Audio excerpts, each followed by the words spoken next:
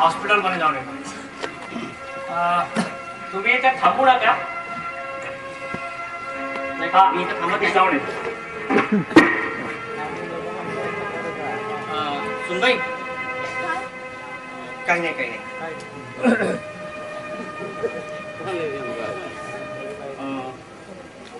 आपण नंतरच बोलू, पण आजच उरकून घेतलेलं बरं.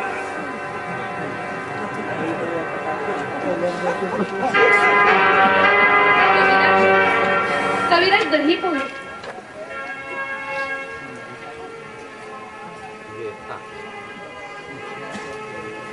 कविराज तुमचं नुसतं कविराज हे नाव काहीतरीच वाटतं बुवा. कविराज, कालिदास, मोहन, भास्कर, श्रीधर.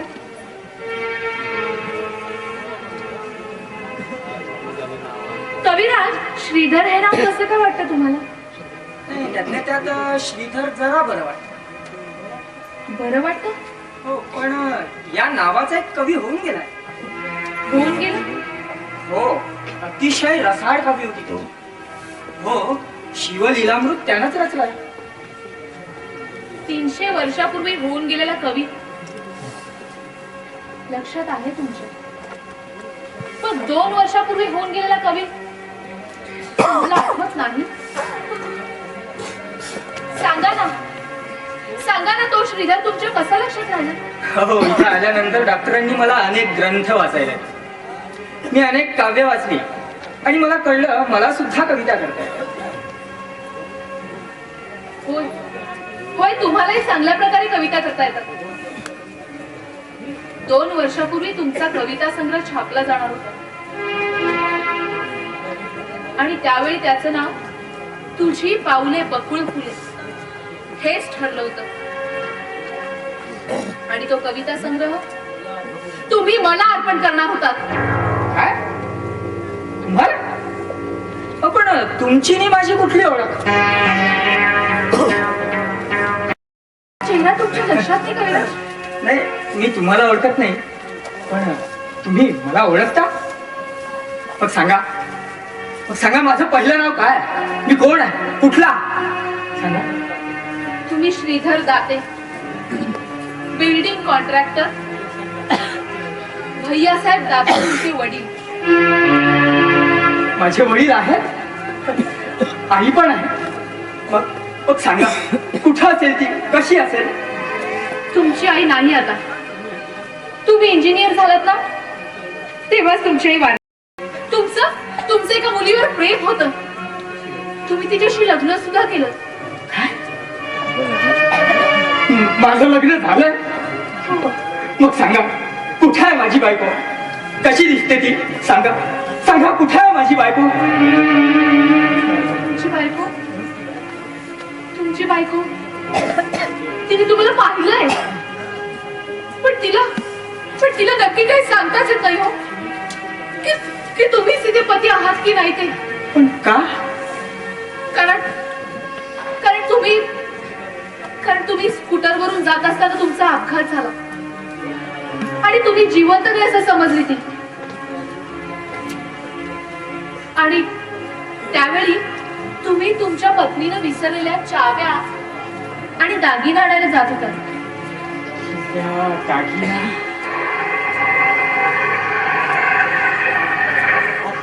हो, कविराज, हाच तो दागिना. हा बघा, हाच तो दागिना कविराज, हाच तो दागिना. इतके दिवस हा मी गळ्यात घालते, तुम्हाला दाखवण्यासाठी म्हणून मुद्दामून घालते. पहा ना, काय आठवते तुम्हाला? हा दाते घराण्याचा दागिना आणि मोठ्या सुनेनेच तो घालायचा असतो. पहा ना, पहा कविराज. पण हा दागिना तुमच्याकडे कसा आला? कारण मी दाते घराण्याची सून आहे.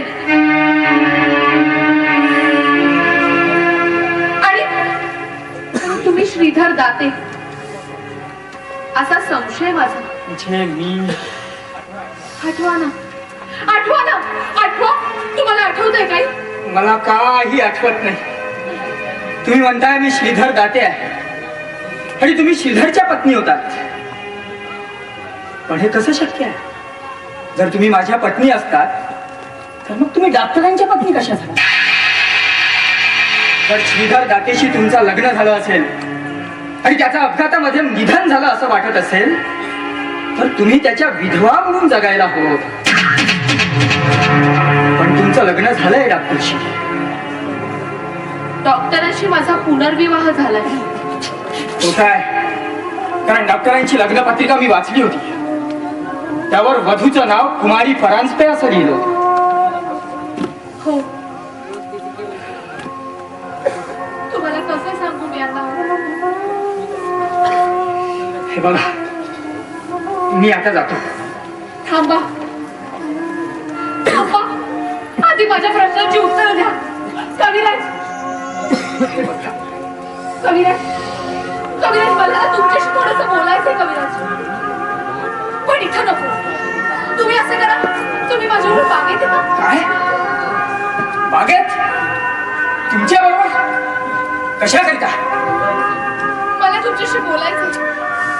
हे बघा, तुम्हाला काय हवंय माझ्यापासून? माझ्याजवळ जे काही होतं ते विस्कृतीच्या पडद्याआड दडलंय.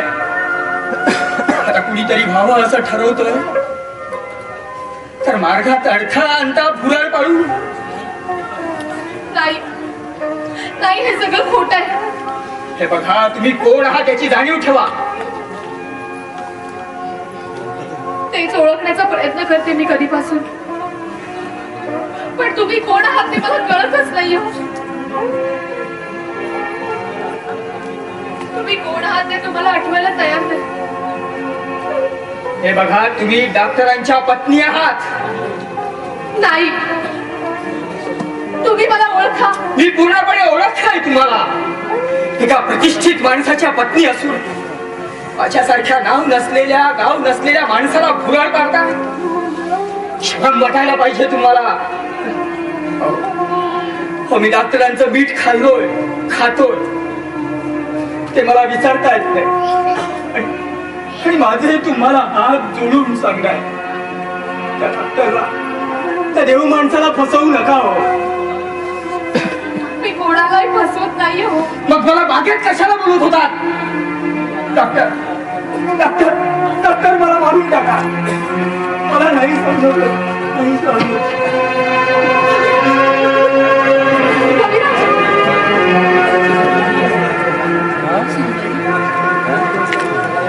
सुनबाई, काय म्हणतोय तू पेशंट? त्याची आणि तुझी कुठली ओळख? अगं, पटवर्धन घराण्यांची सूनेस तू. तुला शोभत काय? सासूबाई, सासूबाई, मला थोडंसं समजून घ्या सासूबाई.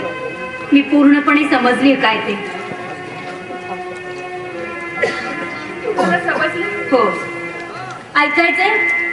लग्न आधीपासून तुझं याच्यावर प्रेम होतं, म्हणून तर राम बरोबरचं लग्न तू लांबणीवर टाकलंस आणि आताही त्याला टाळतेस. नाही सासूबाई, हा आरोप माझ्यावर करू नका सासूबाई.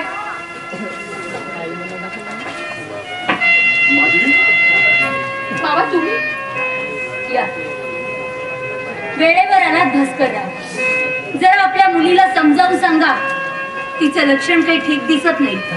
काय बोलताय आई साहेब? तुमची अर्जंट चाचणी ताबडतोब निघून या म्हणून मला वाटलं माझंही आजारीच आहे की काय. तुमची माझी आजारीच आहे, पण रोगाचं निदान करू शकत नाही मी डॉक्टर आहे. आई, मगाशी ते कविराजांना इंजेक्शन दिलं म्हणून बरं झालं. हा काय प्रकार आहे डॉक्टर? कसं सांगायचं? नवऱ्याला बायको टाळते आणि परक्याशी बोलते, हे कसं सांगायचं? काय ऐकतोय मी? माझी भास्करराव परांजपेंची मुलगी अशी निघाली. बाबा, बाबा, तुमचे शब्द मागे घ्या बाबा, आणि काही अपशब्द बोलू नका. तुम्ही बोलताय एका आबरूदार पतीच्या पत्नीशी, मोठ्या घरंदाज बापाच्या मुलीशी आणि एका निष्कलंक पतिव्रतेशी. तू आणि पतिव्रता? अगं, जिला नवऱ्याचा स्पर्श विंचवाच्या दंशाप्रमाणे वाटतो आणि म्हणे सासूबाई सासूबाई मी अजूनही पतिव्रताच आहे सासूबाई. मी डॉक्टरांना कधी सुद्धा स्पर्श करू दिला नाही.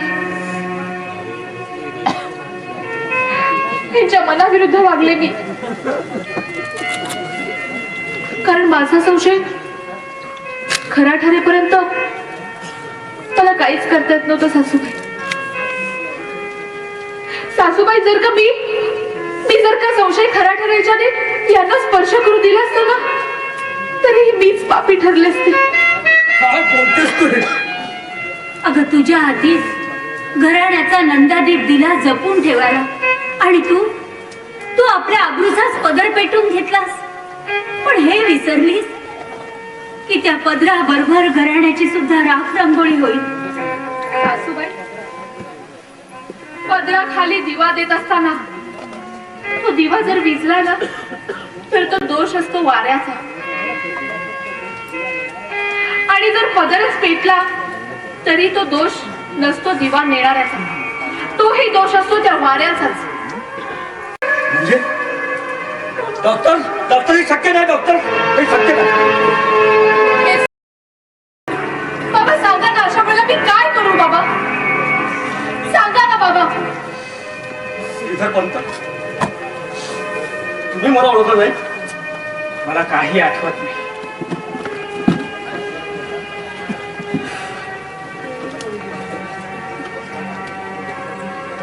बाबा मला यांची खात्री पटण्यासाठी मी यांच्या आठवणीसारखं खोदून विचारत होते,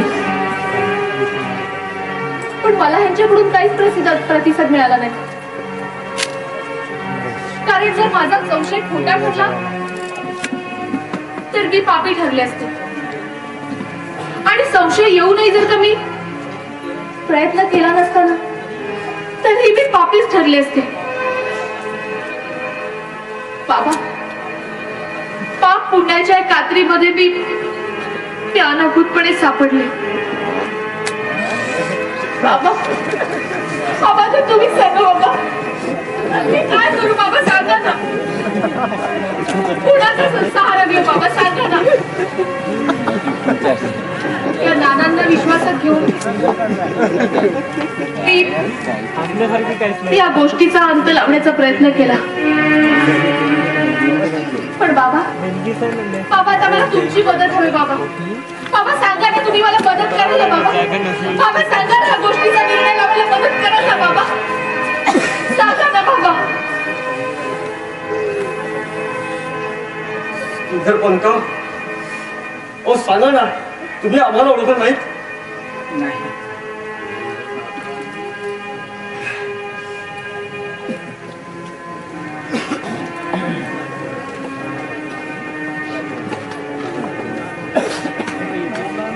माधवी, कोण आहे हा?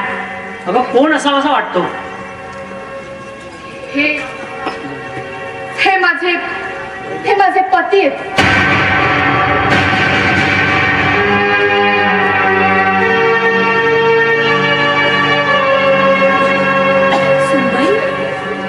होय सासूबाई, हे माझे पती असं मला संशय येतोय.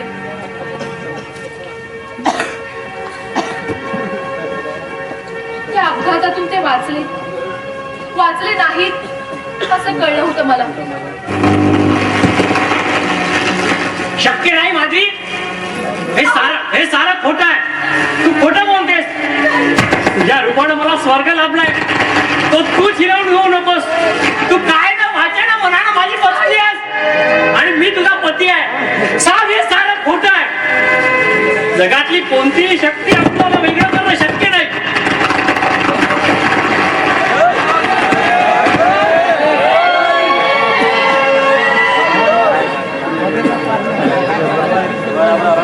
हे बघा, आता या गोष्टीचा निर्णय लागेपर्यंत तरी मला काहीच सांगता येणार नाही. काहीच सांगता येणार नाही.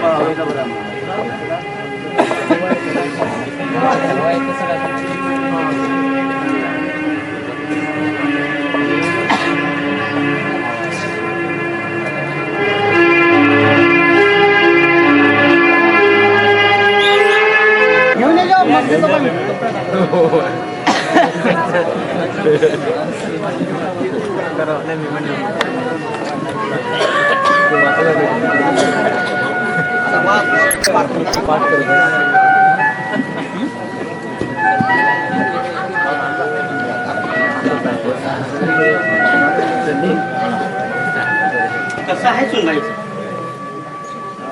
अजून झोपेतच आहे. दुपारी 2 वाजतापासून झोपली ती अजूनपर्यंत.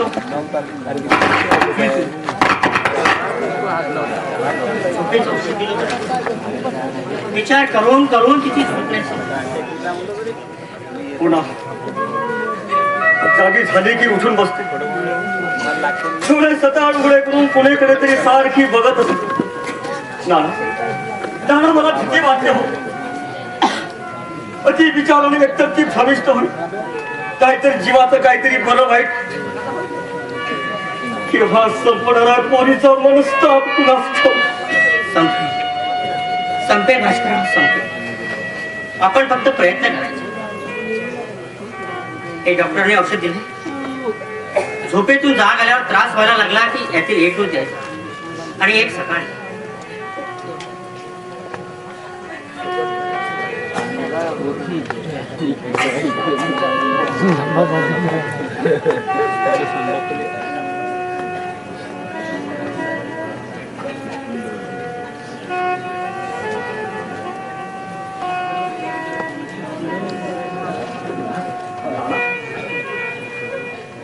डॉक्टर साहेब पुढे दिसत नाही.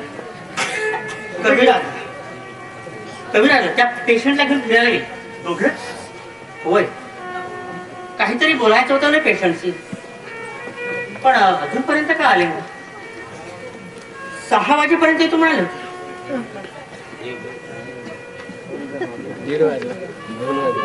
भास्कर, तुम्ही सुद्धा थकले दिसता. काहीही काळजी करू नका. थोडा विश्रांती घ्या.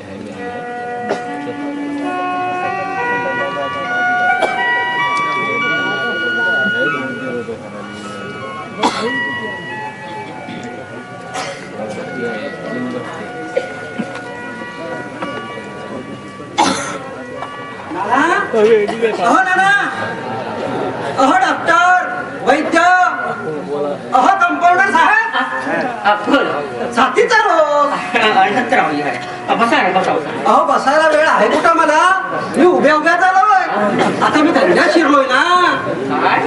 हो इंटरनॅशनल कुंकू फॅक्टरी नाही. ओळखा? इंटरनॅशनल बांगड्या. छे छे, अजून ओळखा बघू. तुमचे धंदे अनंत किंवा अनंतराव आपण ओळखा कसे? नाना मी सांगू? सांगा बघू. अहो अमेरिकी पोल्ट्री फार्म. काय? अमेरिकी पोल्ट्री फार्म? हो. अहो अमेरिकन कोंबडी आणि रशियन कोंबडा यांच्यापासून अंडी तयार करायची आणि ती विकायची. नाना त्या अंड्याला मी नाव काय दिलं माहित आहे? अमेरिकी अंडी. म्हणजे काय? अहो अमेरिकेतला निकाह काढला आणि रशियातला या वा. नाना हो काय एक एक अंड असतं हो आमचं, आमच्या पोल्ट्री फार्मचं. नाना मला एक सांगा, तुम्ही टेनिसचा चेंडू पाहिला? हो. बरं मग केवढा असतो? एवढा. एवढा? नाना हा. आणि नाना तुम्ही पिंकपॉंगचा चेंडू पाहिला? हो. बरं मग केवढा असतो? एवढा. तर नाना अहो टेनिस आणि पिंग पॉंग यांचा मधला साईज म्हणजे ही आमची अमेरिकी अंडी. नाना अहो आमच्या नाक्यावरचा इराणी पहिले अछूट आमची अंडी विकत नेतो आणि नाश्त्याला आमलेट बनवतो.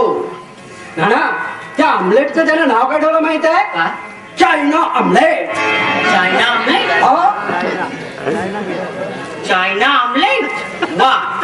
अमेरिकन कोंबडी, रशियन कोंबडा आणि चायना आमलेट. वा.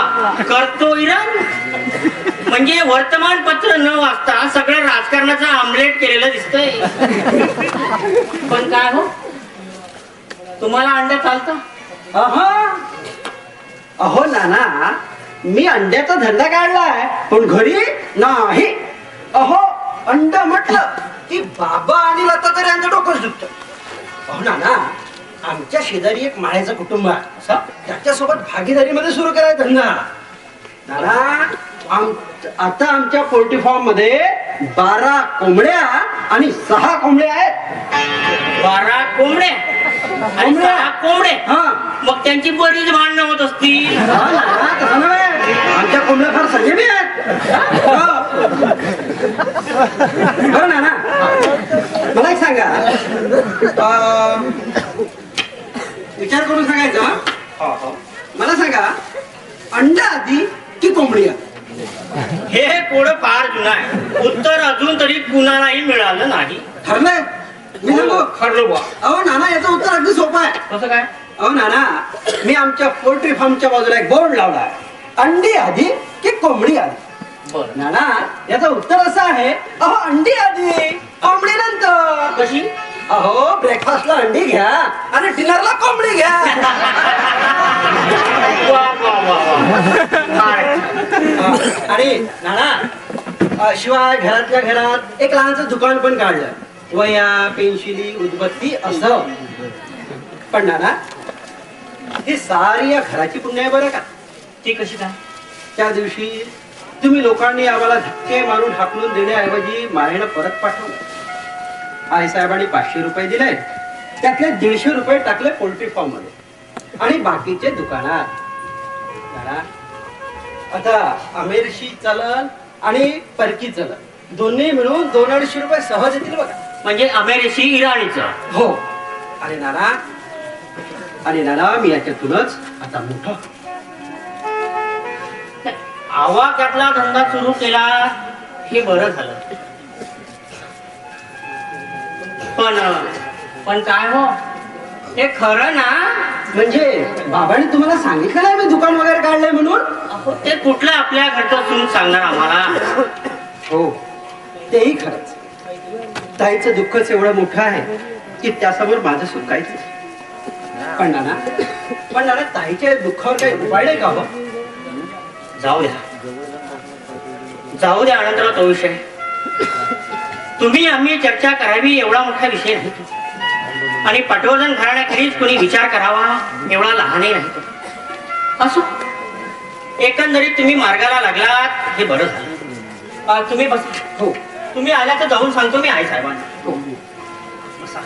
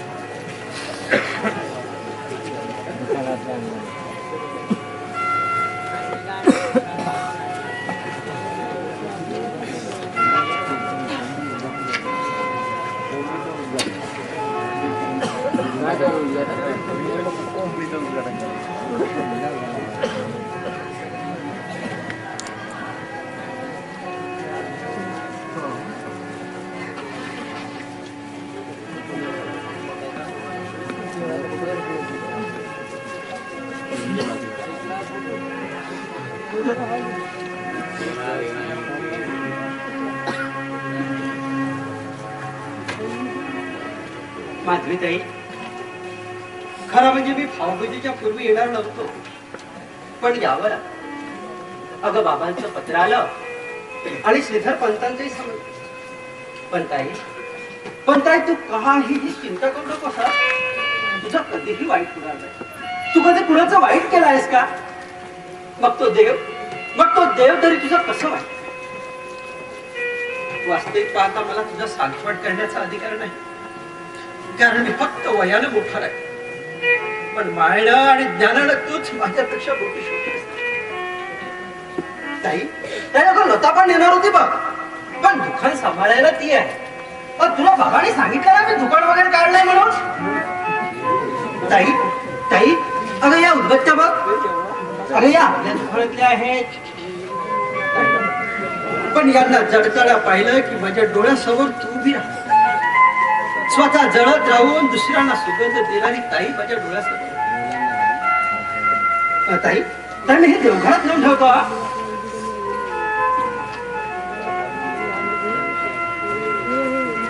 श्रीधर श्रीधर सुनबाई सुनबाई अगं अगं मोठ्या भाग्याची आहेस. माझा हरवलेला ठेवा परत मिळवून दिलास. सावित्रीच्या निष्ठेनं त्याला परत आणलास. दुसरीला पाहिलं असतील ना ग, कसा आहे तो, कसा दिसतो. सुनबाई तू बोलत पण आहेस. सुनबाई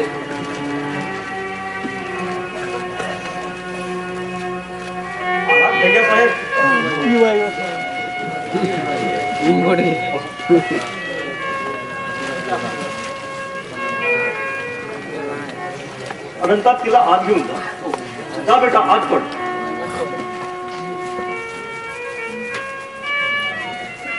लागलीच निघाला. होय भास्करराव, तुमचं पत्र मिळालं आणि लागलीच निघालं. खरंच का माझा श्रीधर इथं आहे? नाही भैया, तो श्रीधर असावा असा संशय आहे. त्यानं स्वतः अजून काहीही सांगितलं नाही. त्यानं हो म्हटलं की तो नक्की हो म्हणाल. मला पाहिलं की बाबा म्हणून हात मारील. पण हे सारं त्याची स्मृती परत आल्यावर. स्मृती परत आल्या? कुठे आहे तो? मी त्याला बघून येऊ का? नाही भैया साहेब, तुमची भावना जाणतो मी. पण तो खरंच कुणाला ओळखत नाही. काही ओळखण्याचा किंवा आठवण्याचा प्रयत्न केला की त्याला मानसिक त्रास होतो. त्याची स्थिती फार नाजूक आहे, याचा विचार करा. मग त्याला केव्हा भेटता येईल? ऑपरेशन नंतर 1 महिन्यांनी. 1 महिन्यानंतर? हो, तोपर्यंत त्याला कुणालाही भेटता येणार नाही. पण का? त्याच्या जवळ सुद्धा जाता येणार नाही. पण का? त्याची स्मृती परत येईपर्यंत या गोष्टी जपायला हव्या. बसा ना भैया साहेब.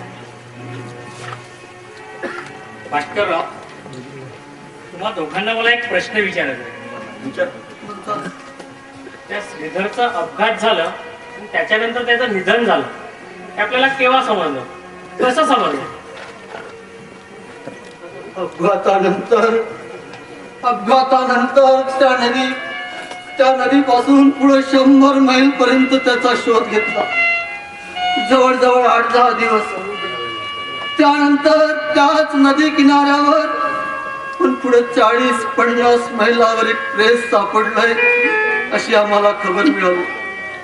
मी आणि भास्करराव दोघेही गेलो. पण ते प्रेत फार सडलेलं होतं. चेहरा ओळखू येत नव्हता. डोक्याला बराच मार बसलेला होता. कवटी फुटलेली होती. त्याचं तसंच दहन केलं. तरी सुद्धा पुढे 4 महिने वाट पाहिली. वर्तमानपत्रात जाहिराती दिल्या. पोलीस सुद्धा हताश झाले. पण काही धागा लागेना. शेवटी समजूत करून घ्यावी लागली. ठीक आहे, हे ऑपरेशन उद्या करायचं आहे. कोण करणार ऑपरेशन? कोण म्हणजे मी? तुम्ही? हो. तुम्ही? नाही डॉक्टर, तुम्ही हे ऑपरेशन करू नये. का हा प्रश्न तुम्ही विचारू नये डॉक्टर साहेब. ऑपरेशन दुसऱ्या डॉक्टरनी करा. तुम्ही फार तर हजर राहा असं मला वाटतं. नाही भैया साहेब, भास्करराव, या केसचा मी जेवढा स्टडी केलाय तेवढा इतर डॉक्टरांना करण्यासाठी पुन्हा वेळ लागेल. आई यांची समजूत घाल. यांना माझा संशय येतोय. आई साहेब, या बाबतीत मी कुणाचं काही एक ऐकणार नाही. हे ऑपरेशन नाजूक आहे असं तुम्ही म्हणता. मग हा अटक का? डॉक्टर, मी तुमची मनस्थिती जाणतो. तुमचं मन ताऱ्यावर नाही डॉक्टर. भास्करराव, माझं मन स्थिर आहे. तो पेशंट हैदराबादला भटकत असताना मी आणलंय त्याला. मी आणलं नसतं तर आपल्याला कुणालाही ते कळलं नसतं. पण तो पेशंट आपल्याला कुणालाही ओळखत नाही. त्याचा भरोसा फक्त माझ्यावर. भैयासाहेब, मी एक डॉक्टर आहे आणि तो एक पेशंट आहे एवढंच मला माहिती आहे. आणि त्याला नवीन आयुष्य द्यायचं हेच माझ्या समोरील ध्येय आहे. भैयासाहेब, तू कोण आहे हे ठरायचं आहे. दूर दिसल्यावर आग आग म्हणून आरडाओरडा करावा, पण धोका असताना आग आग म्हणून आरडाओरडा करण्यात काय अर्थ? हे मला काही माहित नाही, पण डॉक्टर, जर काही ऑपरेशन उद्या यशस्वी ठरलं तर मी तुम्हाला जबाबदार देईन. राम यांच्या मनासारखं होऊ दे. नाना, डॉक्टर कामतांना सांगा हे ऑपरेशन पुढे ढकललंय म्हणून. ठीक आहे, पण ते ऑपरेशन तुम्हीच केलं पाहिजे. माधवी, सुनबाई, माधवी, तुझा माझ्यावर विश्वास आहे? माझा स्वतःवर विश्वास आहे. बाबा आधीच उशीर झालाय, ते लवकर बरे व्हायला हवे. तुझी संमती आहे माधवी? कुणी ऑपरेशन केलं तरी माझ्या हातात प्रार्थना करण्याखेरीज काहीच नाही. ठीक आहे डॉक्टर, माझं काही म्हणणं नाही. मी जातो, एखाद्या लाजवर थांबतो. का भैयासाहेब? अहो, हे घर तुमचंच आहे. आईसाहेब, मला इथं चैन वाटणार नाही. इथं राहून त्याला बघायचं नाही, त्याला भेटायचं नाही, ही फार मोठी शिक्षा आहे हो बापाच्या दृष्टीने. डॉक्टर, तुमच्या वैद्यकीय दृष्टीनं ते अगदी खरं असेल, पण मला इथं राहून तितका संयम पाळता आला नाही तर म्हणून म्हणतो मला दुसरीकडे राहू द्या, तिथून मी चौकशी करीन. डॉक्टर, रागावू नका. डॉक्टर, नाही भैयासाहेब. डॉक्टर साहेब, हे ऑपरेशन सिरियस आहे म्हणता ना? हो. मग माझी एक हात जोडून तुम्हाला विनंती आहे. कोणती? ऑपरेशन होण्यापूर्वी त्याला हिंडता फिरता असा फक्त एकदाच बघायचंय मला.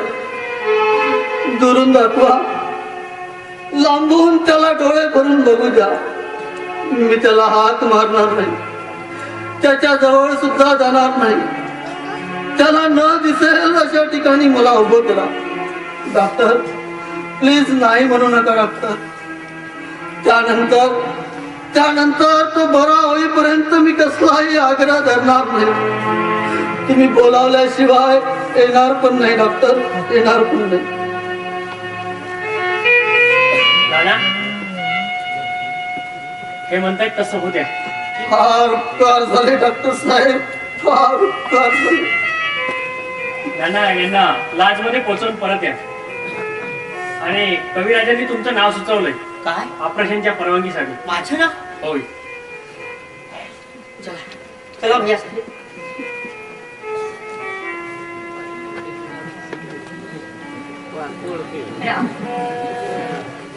राम, जेवून घेतोस ना? नाही, मला आता हॉस्पिटलमध्ये जायला हवं. डॉक्टरांची मीटिंग अरेंज करायला हवी. ते ऑपरेशन होईपर्यंत मी आता घरी परत येणार नाही. चारा, मला तिथेच थांबायला हवं. हे ऑपरेशन यशस्वी कर. माझ्या दृष्टीनं रशियाला मिळालेल्या बहुमानापेक्षा मोठा विजय ठरेल हा. फक्त संयम ढळू देऊ नकोस. आई, तुझी मी बाबांची शपथ, माझ्या ज्ञानाची शपथ. आता मी कुणाचा मुलगा नाही, कुणाचा पती नाही. मी फक्त एक डॉक्टर आहे, डॉक्टर. आता परमेश्वर माझ्यासोबत कोणते खेळ खेळतोय ते मला माहित नाही, पण मी माझं सर्वस्व पणाला लावून या निसर्गाच्या शक्तीशी सामना देणार आहे.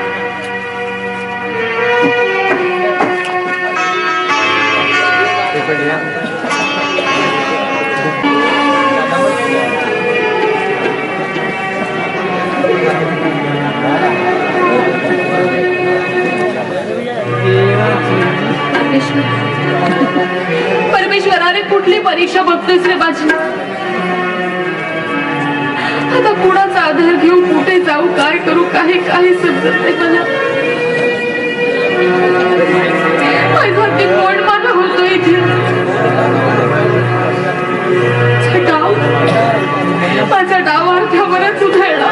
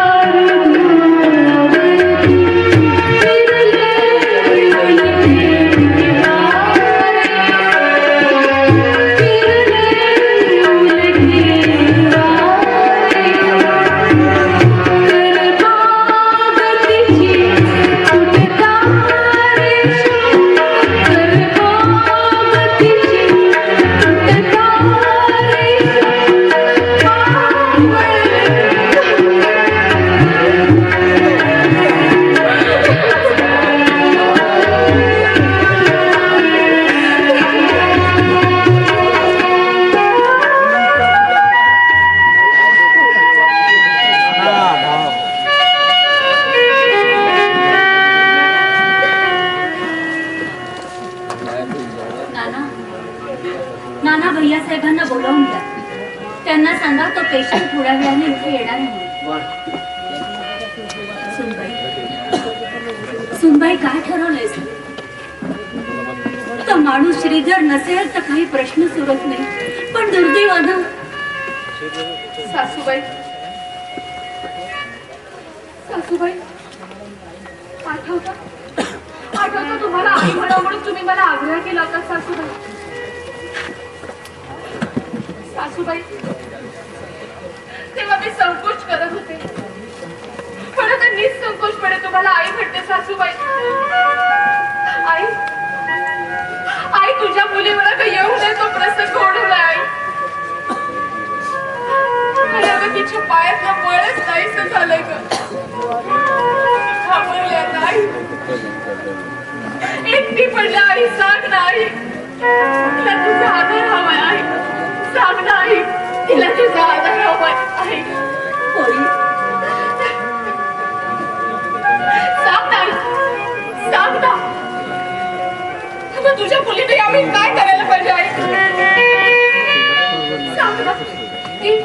की ज्यामुळे ती सासरी आणि माहेरी उजळ माथ्याने जगू शकेल. सांग आई, सांग ना. काय बोलू आणि कसं बोलू? पोरी पोरी, तुझ्या प्रश्नाचं उत्तर देणं माझ्या शक्ती बाहेरच आहे. तू कोणताही निर्णय घे, माझं काही म्हणणं नाही. फक्त जन्मभर तुम्हाला आई म्हणावंच एवढीच इच्छा आहे.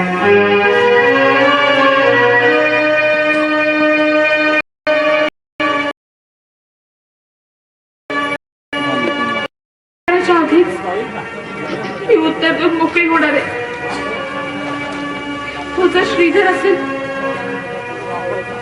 तर त्यांना माझ्या प्रयत्नाला जर हो, माझी आत्महत्या करण्यानं समस्या कायमच्या सुटत नसतात. डॉक्टर, तू जीवाचं काही बरं वाईट करशील अशी शंका मला आली, म्हणूनच मला सावध राहतात. तुझ्या मनात जो विचार आत्ता आला तोच अविचार काही क्षणापूर्वी माझ्या मनात सुद्धा डोकावून गेला. आणि म्हणूनच मी दोन्ही फोटो मुद्दाम इथं ठेवतोय, सहज दिसतील असे. आशा जर असेल तर मला कायमचा विसरून जा. होय माधवी, हा एकच मार्ग आपल्या समोर आहे. दुर्दैवानं जे स्वप्नात घडू नये ते प्रत्यक्षात घडलं. एकाच झाडावर अनेक वेली असू शकतात, पण वेलीनं मात्र एकाच वृक्षाचा आधार घ्यायचा असतो. श्रीधरचं तुझ्यावर प्रेम होतं आणि तुझंही. होय डॉक्टर, मी कबूल करते. माझं श्रीधरवर प्रेम होतं, अगदी त्याच्या मृत्यूच्या कल्पनेनंतरही. पण परिस्थितीची जाणीव झाल्यानंतर ती तुमच्या मागणीला होकार दिला आणि त्यात कोणाची जोर जबरदस्ती नव्हती. मी नवं आयुष्य स्वीकारलं. 7 पावलं चालले तुमच्या बरोबर आणि तेही पूर्ण विचार करून. पहिले पाश कायमचे तोडून पटवर्धनांची सून म्हणून या घरात आले आणि उंबरठ्यावरचं माप ओलांडलं. पहिले नातेसंबंध तोडून कायमचे. पण मला तो दिसला तेही स्वतःला न ओळखण्याच्या अवस्थेमध्ये. सांगा ना, माझ्या मनाची काय अवस्था झाली असेल. त्यावेळी जर माझी खात्री पटली असती ना की तो श्रीधर आहे म्हणून, त्या क्षणाचाही विलंब झाला होता. मी या जगातून नाहीशी झाले असते. पण तो मला भेटला तरी रमेशच्या अवस्थेत. त्याचं ते केविलवाणं रूप बघून ना मला फार दया आली होती त्याची. आणि म्हणूनच मी तुम्हाला ऑपरेशनची गळ घातली डॉक्टर. पण आता माझं या जीवनाचं कर्तव्य संपलं. नाही बाजी, तू म्हणजे त्याचा सर्वस्व होतीस आणि आता तू त्याची नाहीस. हे त्याला जर समजलं तर तो धक्का तो सहन करू शकणार नाही. तर सार आयुष्य भयान वाटेल त्याला. परत आलेली त्याची स्मृती खायला उठेल. त्याच्या या भयान वाटेवर तुझ्या सोबतीची अत्यंत आवश्यकता आहे माधवी त्याला. आता मी कोणाला सोबत देऊ शकत नाही. तुमच्याशी लग्न केल्यानंतर मी श्रीधरला सुखी नाही करू शकत आणि तो जिवंत माहीत असल्यावर मी तुमच्याशी सुद्धा सुखाने संसार नाही करू शकणार. अहो, जीव घेणार त्रिकोण आलाय माझ्या आयुष्यामध्ये आणि यातून एकच मार्ग निघतो. एकच निर्णय उरतो शेवटचा आणि अंतिम. तो म्हणजे काहीही कळायच्या आत मी या त्रिकोणातून नाही होणं. तुम्ही एक डॉक्टर आहात. अनेक रोगांचे नमुने तुम्हाला माहिती आहेत. पण या रोगावर औषध आहे डॉक्टर.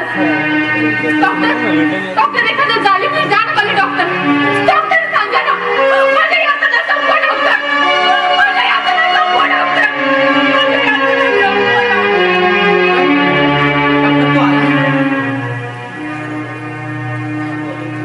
ठीक आहे, येऊ त्याला.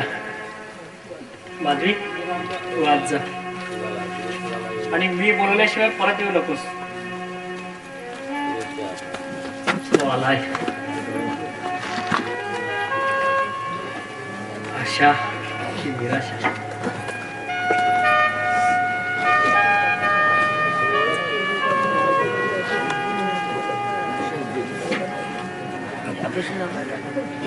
नमस्ते डॉक्टर साहेब. हा नमस्ते कविराज. बोला कशी काय म्हणते तब्येत? एकदम फर्स्ट क्लास. हा बंगला आवडला? हो पहिल्यांदा पाहिला तेव्हाच. सिरके नावाच्या इंजिनियरने बांधला. हा माझ्या वडिलांचा फोटो. पेंटिंग्स आणि ही फोटो यातला एखादा जर आवडला ना तर तुम्ही घेऊन जा. हा मी जरा फोन करतो.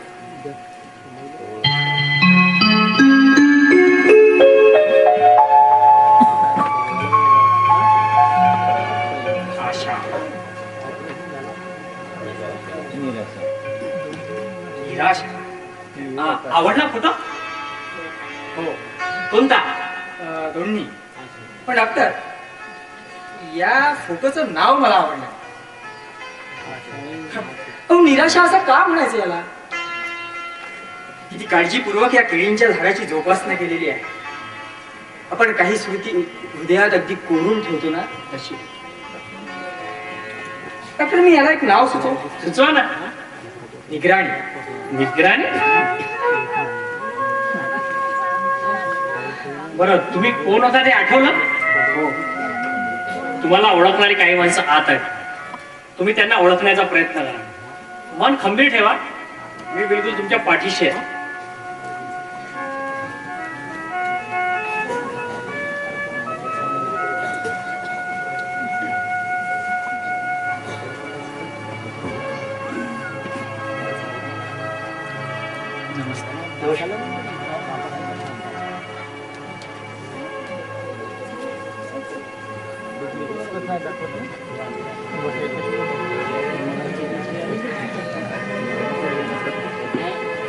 मस्त आहे सर. इतर पंत तुम्ही आम्हाला ओळखलं नाही? नाही आपण हे माझे वडील भास्करराव परांजपे. अहो श्रीधर पंत तुम्ही मलाही ओळखलं नाही का? अहो मला कसं नाही विसरलात तुम्ही? अहो मी या मामांजीची सून. पण मला आपल्याला कधी पाहिल्याचं आठवत नाही. खरंच यांपैकी कुणाला ओळखत नाही तुम्ही? नाही डॉक्टर म्हणाले होते माझ्या ओळखीची काही माणसं मला भेटायला येणार, पण ही तर सगळी अनोळखी माणसं.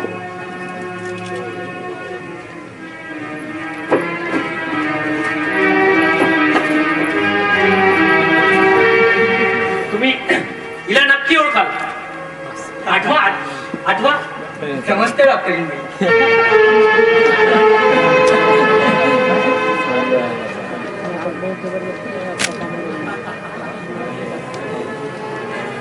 आधी या डॉक्टरांशी लग्न होण्यापूर्वी तुम्ही मला कधी पाहिलंच नाही.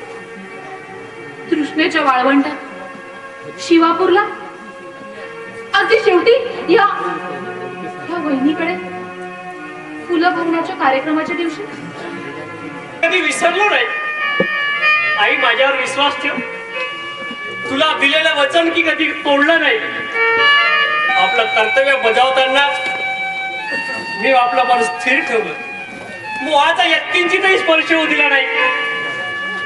आई नवरा म्हणून मी अयशस्वी झालो तरी चालेल, पण डॉक्टर म्हणून हे माझ्यावर अपयश लादू नकोस. मी माझं प्राण पणाला लावून हे ऑपरेशन यशस्वी केलंय. होय डॉक्टर, तुमच्या ज्ञानाचा विजय झालाय.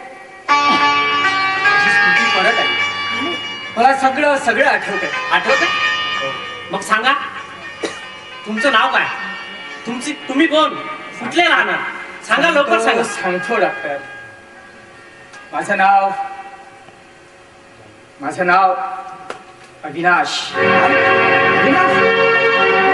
होय. मग तुम्ही राहणारे कुठले? मी वराडचा. नागपूर पासून 40-50 मैलांवर माझं गाव आहे. तिथं आमचा मळा आहे, वाळा आहे. माझे प्रेमळ आई वडील आहे. मी शेतकी कॉलेजचा पदवीधर. म्हणजे तुम्ही इंजिनियर नाहीत? नाही तुमचं लग्न झालं? नाही, पण माझं लग्न ठरलं होतं. माझा प्रेमविवाह होणार होता एका मुलीशी. मला आठवते तिचं नाव मंजू. मंजू दिसायला खूप सुंदर आहे. लांब सडक केस, खूप गोरा नाही पण गव्हाळी रंग, बदामी डोळे. पण साखरपुड्याच्या आदल्याच रात्री तो भीषण अपघात झाला आणि होय, साखरपुड्यासाठी लागणारं काही सामान आणण्यासाठी मी नागपूरला गेलो होतो. मंजूसाठी 1-2 साड्या आणि काही दागिने खरेदी करून रात्रीच्या मेलनं परत गावाकडे निघालो. फर्स्ट क्लासच्या डब्यात एकटाच बसून मंजू माझी कधी होईल त्या गोड स्वप्नात दंगून गेलो. पण इतक्यात अचानक एक चोर माझ्या डब्यात केव्हा शिरला हे मला कळलंच नाही. पण मला जागा पाहताच तो पळून जाऊ लागला. मी ओरडलो, साखळी ओढण्यासाठी म्हणून पुढे धावलो. पण तो दरवाजा उघडून पळून जाऊ लागला. मागचा पुढचा कसलाही विचार न करता त्याला पकडावं म्हणून मी त्याच्यावर झेप घेतली. पण तितक्यात चपळाईनं तो बाजूला सरला. माझा तोल गेला. गाडी नदीच्या पुलावरून जात होती. पुलाच्या कठड्यावर आदळलो आणि नदीच्या पाण्याबरोबर वाहत गेलो. डॉक्टर मला सगळं आठवतंय. माझी स्फूर्ती मला परत मिळवून दिली. धन्यवाद साहेब. डॉक्टरीन बाई, तुम्ही माझ्यावर मायेची पाखर धरली. माझ्या विस्मृतीच्या काळातले राखणदार बनला. हे उपकार मी कधीच विसरणार नाही. मी श्रीधर आहे असं समजून या घरात काही वादळ निर्माण झालेलं दिसतं. हो, विसरात आहे. 2 चेहरे एकासारखे हुबेहूब असू शकतात. डॉक्टर,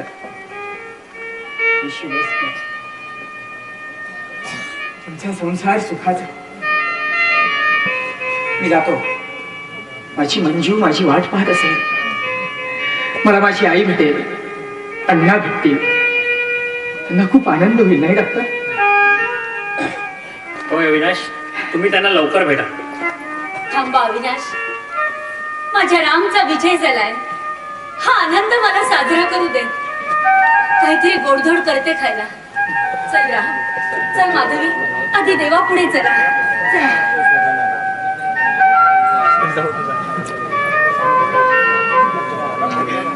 सुनबाई, तू आज जा. चला म्हणता आपण बाहेरच थांबू. भैया साहेबांना सर आपण बाहेर सांगितलं पाहिजे.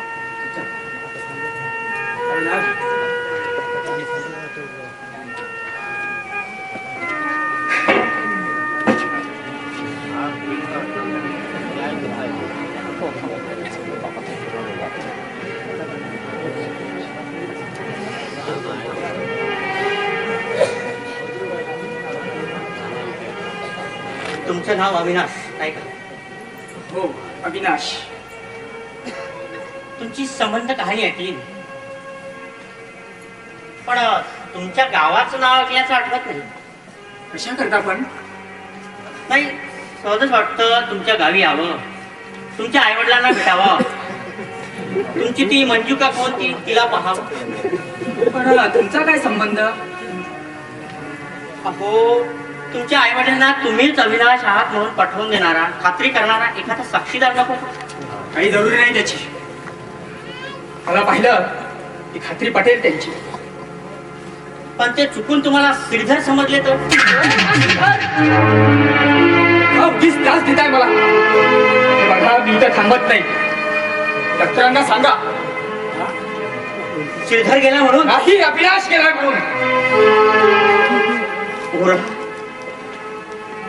पुरा तू सगळ्यांना फसवलंस, पण या म्हाताऱ्याला फसवू शकणार नाही. अरे आजपर्यंत हे डोळे सत्य शोधत आले, म्हणून 50शीला आलो तरी डोळ्याला चष्मा लागला नाही.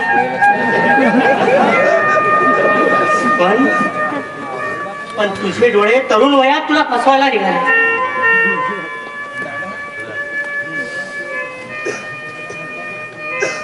पोरा पोरा मी तुझा शत्रू नाही. आणि ज्या दिवशी डॉक्टरने तुला इथं आणलं त्या दिवशीपासून माया करतोय मी तुझ्यावर. ऑपरेशन नंतर जवळजवळ 3 दिवस 3 रात्र तू बेशुद्ध अवस्थेत होता. आणि मी सतत तुझ्या उशाशी बसून प्रार्थना करीत होतो. डॉक्टरचं ऑपरेशन यशस्वी व्हावं म्हणून नाही तर तुला आयुष्य मिळावं म्हणून. होय, तू अर्धवट शुद्धीवर येताच तुझ्या मुखावाटे बाहेर पडले शब्द ते माधवी. होय माधवी. आणि त्यानंतर तू विचारलास माझी स्कूटर कुठं आहे म्हणून. तू जर अविनाश असतास तर तुला तुझ्या मंजूची आठवण यायला हवी की माधवीची नाही. पण पोरा मी हे कोणालाही सांगितलं नाही. आणि नाना नाना यापुढेही सांगू नका. नाहीतर मी जे काही केलं त्याला किंमतच उरणार नाही. नाना मी कबूल करतो तुम्ही मला ओळखलं. का असं केलास पोरा. तुझी माधवी तुझी राहिली नाही म्हणून, तिच्यावर दुसऱ्याचा अधिकार आढळला म्हणून, तिचा तिरस्कार वाटला म्हणून. नाही नाना नाही, हो असं म्हणू नका. नाहीतर मी जे काही केलं त्याला किंमतच उरणार नाही. शिक्षेवर आलो आणि हळूहळू सारा प्रकार लक्षात आला माझ्या. नाना मी बोलत नव्हतो, स्वतःशीच विचार करीत होतो. जे झालं त्यात कुणाचीही चूक नव्हती. माधवीची तर मुळीच नाही. जर कोणाची चूक असेल तर ती होती केवळ परिस्थितीची. आणि त्याला कारण मी होतो. नाना त्याला मला सांगा, माधवीला असं मी कोणतं सुख दिलंय.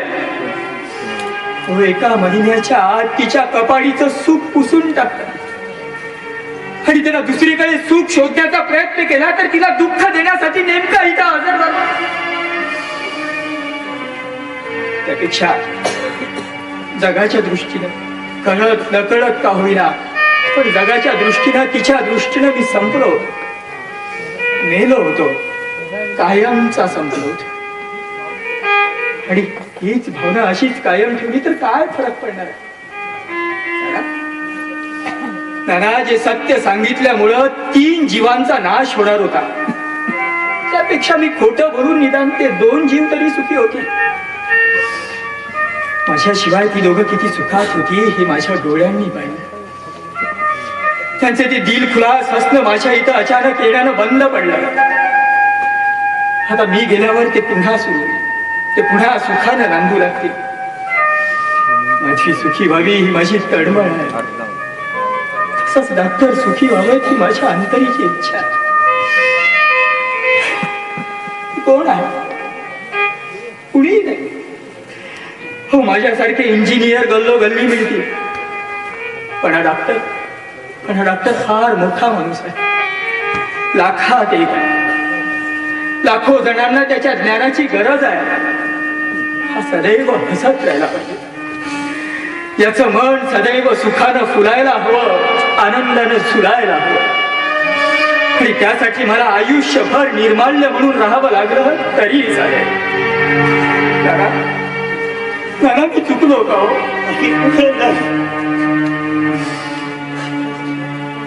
काय श्रीधर नाही, अविनाश.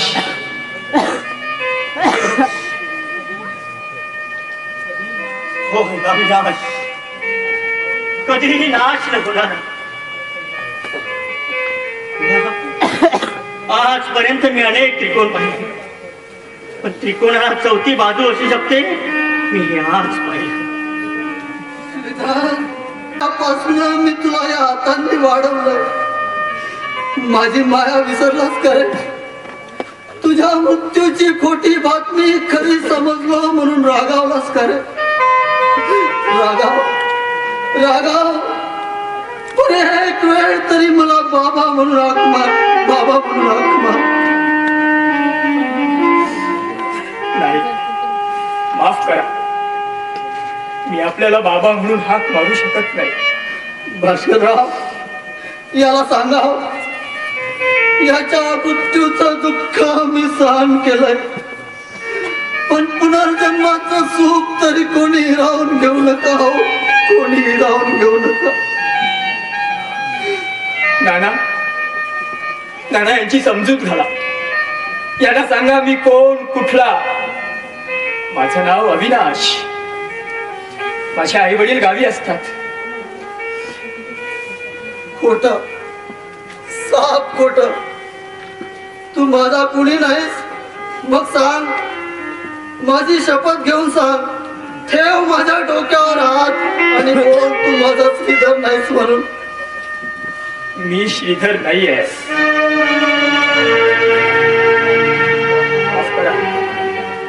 माफ करा. मी तुमची भावना समजू शकतो, पण मी तुम्हाला पुत्राची माया नाही देऊ शकत. तुम्हाला बाबा नाही म्हणताय. माझं नाव अविनाश.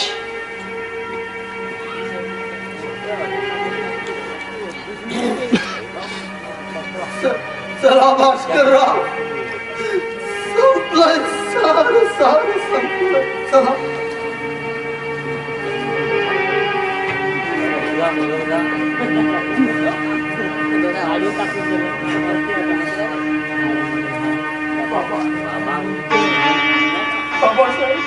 बाबूराव, तू माझा कुणी नाहीस. तू माझा कुणी नाहीस. मग तुझ्या डोळ्यात पाणी का रे. मगाशी तुमचा पुत्रशोक बघितला आणि मला माझ्या वडिलांची आठवण झाली.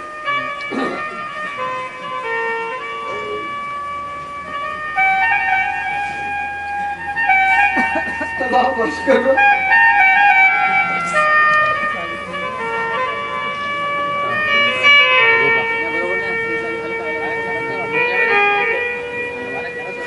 नाना नाना, आता मी इथे थांबत नाही. मी जातो. पण आपल्या घरी जा. या साहेबांना घे, त्यांना सारं समजावून सांग. त्यांच्या म्हातारपणी बाबा म्हणून हाक मारणारा कोणीतरी नको. मग ती हाक श्रीधरची असो नाही तर अविनाशी असो.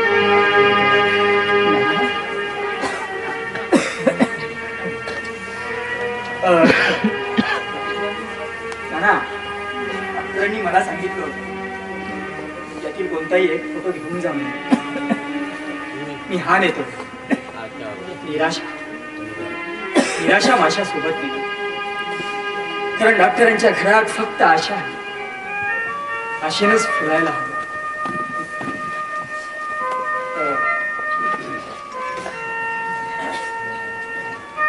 हे काय चाललं?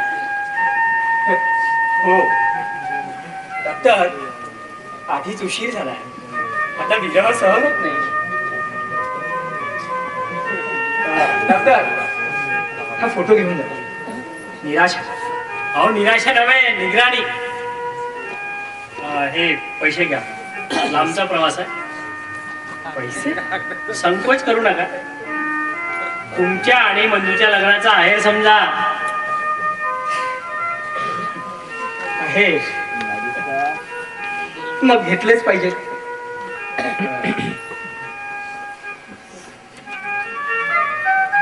बरं, निघतो. थांबा जरा. प्रवासाला चाललात ना, दही घ्या. आलेच मी.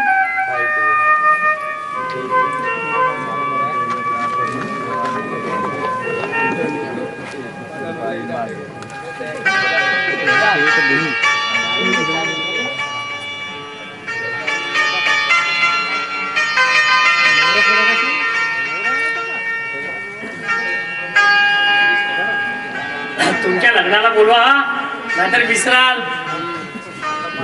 ते कसं विसरेन मी. अच्छा डॉक्टर,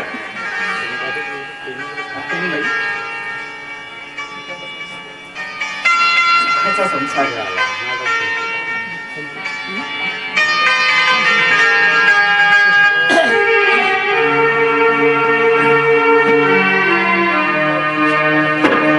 नाना, हा अविनाश मनाला चटका लावून गेला नाही? तसाच होता तो. 100 मजल्याची इमारत बांधणारा इंजिनियर अनेक असतात, पण एखादाच कारागीर अमरप्रीतीचा ताजमहाल बनवून देतो. मग तो ताजमहाल मुमताजसाठी असो, शहाजहानसाठी असो, नंतर स्वतःसाठी असो.